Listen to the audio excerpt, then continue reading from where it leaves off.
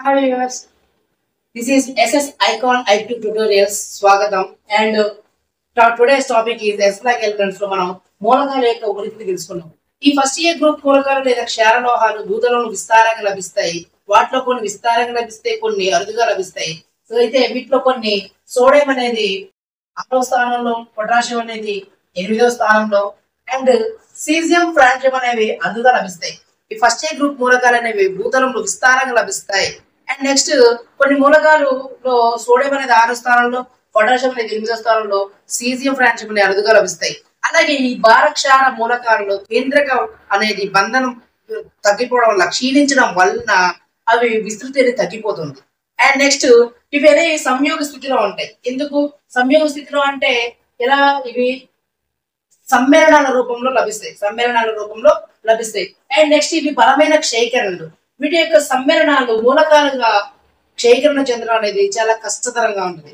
అలాగే పారిశ్రామికంగా ఉపయోగపడిన లోహాలు అనేవి తయారు చేయడానికి గరణ స్థితిలో విద్యుత్ విశ్లేషణ చేయడం ద్వారా కానీ, లేదా ఒక క్షార లోహాన్ని తయారు చేయడానికి ఇంకొక ఇతర లోహంతో క్షయకరణ చెందించడం కానీ, లేదా అధిక ఉష్ణోగ్రత దగ్గర లోహాలను క్షయకరణ చెందడం కానీ వాడుతూ ఉంటాం అనమాట.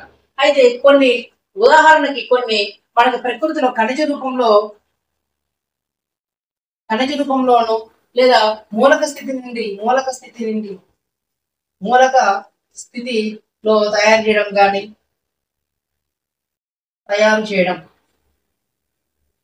చేయు విధానం. కొన్ని ఖనిజ రూపంలో కానీ కొన్ని మూలక స్థితిలో తయారు చేయే విధానం. ఎగ్జాంపుల్ ఏంటంటే ఫస్ట్ ఎగ్జాంపుల్ లిథియం స్పాట్యుమెన్. లిథియం అనేది స్పాట్యుమెన్ దీని రసాయన ఫార్ములా, కెమికల్ ఫార్ములా ఏంటంటే lithium aluminium SiO3 taken twice. ఇది ఖనిజ రూపంలో లిథియం ఎలా ఉంటుందంటే స్పాట్యుమెన్ రూపంలో ఉంటుంది. రసాయన formula lithium aluminium SiO3 taken twice. Lithium aluminium SiO3 taken twice రసాయనిక ఫార్ములా. అండ్ దీన్ని మూలక స్థితిలో ఎలా ఉంటుందంటే LiCl ప్లస్ KCl ని గరణ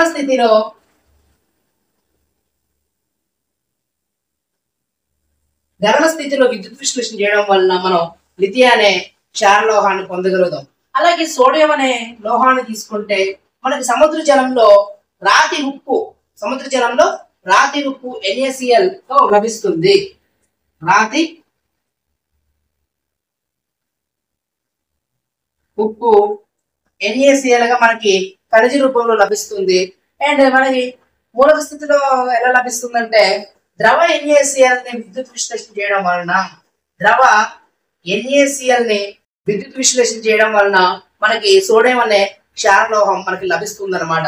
అలాగే ఇంకొక ఎగ్జాంపుల్ తీసుకుంటే పొటాషియం ఎలా ఉంటుందంటే ఖనిజ రూపంలో సిల్వైట్ ఆర్ సిల్వైన్.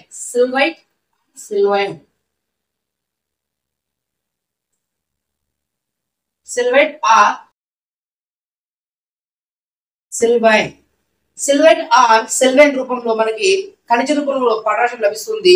దీన్ని మనం ఎలా అంటే 850 డిగ్రీ సెంటీగ్రేడ్ వద్ద సోడియంతో KCl ని క్షయకరణం చేయడం వల్ల సోడియంని KCl తో క్షయకరణం చేయడం వలన మనకి పొటాషియం అనే ఎలిమెంట్ క్షారలోహం అనేది మనకి లభిస్తుంది. ఇవి ఖనిజ రూపంలో ఎలా ఉంటుందంటే లిథియం స్పాట్యుమెన్ రూపంలో ఉంటుంది. అలాగే సోడియం అనేది రాతి ఉప్పు NaCl రూపంలో ఉంటుంది. పొటాషియం అనేది సిల్వైట్ రూపంలో మనకి లభిస్తుంది. ఇవన్నీ భూతలంలో విస్తారంగా లభిస్తాయి. వీటిలో మనకి సోడియం అనేది 6వ పొజిషన్ లో, పొటాషియం అనేది 8వ పొజిషన్ లో, సీజియం ఫ్రాంజియం అనేవి అరుదుగా లభిస్తుంటాయి. ఓకే, వీటి యొక్క బంధ క్షీణత వల్ల అవి భూతలంలో విస్తృతి తగ్గిపోతుంది. నెక్స్ట్ మనం సోడియంని ఎలా తయారు చేయొచ్చు అంటే sodium Na2S sodium sulphide and aluminium gives Al2S3 plus sodium. ఇక్కడ మనకి సోడియం సల్ఫైడ్ ని అల్యూమినియం తో రియాక్ట్ అయితే మనకి అల్యూమినియం సల్ఫైడ్ అని వస్తుంది, సోడియం అనే ఎలిమెంట్ వస్తుంది. ఇక్కడ బ్యాలెన్స్ ఈక్వేషన్ చేస్తే ఇక్కడ అల్యూమినియం లో 2 ఉన్నాయి కాబట్టి 2, సల్ఫర్లు 3 ఉన్నాయి కాబట్టి 3. ఇప్పుడు సోడియంలో వచ్చేసరికి మనకి అక్కడ ఒకే ఒక సోడియం ఉన్నది, ఇక్కడ 3 2 6 సోడియంస్ ఉన్నాయి. బ్యాలెన్స్ ఈక్వేషన్ చేయడం కోసం మనం 6 Na గా బ్యాలెన్స్ చేస్తాం. నెక్స్ట్ ఇది సిద్ధాంత రీత్యా ఓకే గానీ ప్రయోగ రీత్యా ఇది ఆచరణ యోగ్యం కాదు. సిద్ధాంత రీత్యా ఈ చర్య అనేది ఓకే, కానీ ప్రయోగ రీత్యా అనేది ఇది ఆచరణ యోగ్యం కాదు. అలాగే కొన్ని క్షారలోహాలు, భార క్షారలోహాలు అనేవి మనకి క్షయకరణ చెందితే ఉత్పత్తి అవుతాయి కానీ మనకి అవి ఈ పద్ధతిలో వాడరు.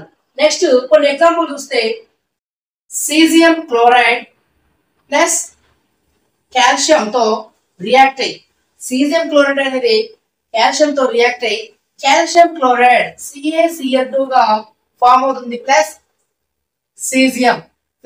సీజియం గా మనకి క్షారలోహం అనేది లభిస్తుంది. నెక్స్ట్ ఇక్కడ క్లోరిన్ 2, అందువల్ల మన 2 సీజియమ్స్ ఆల్సో 2 గా ఈక్వేషన్ బ్యాలెన్స్ అవుతుంది. నెక్స్ట్ ఇంకొక ఎగ్జాంపుల్ చూస్తే K2CO3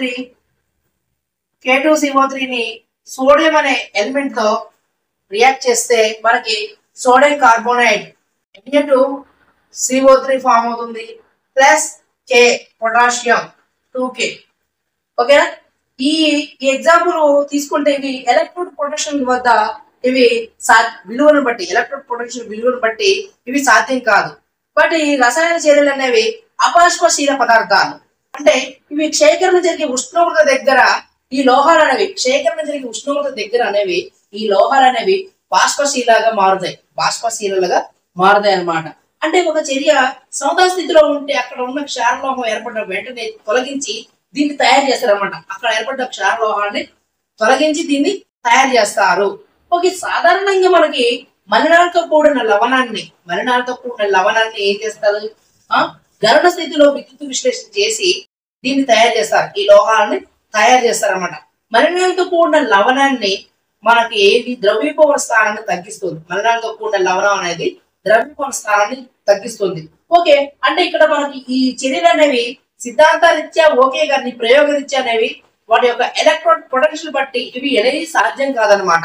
ఓకే, దట్స్ ఆల్.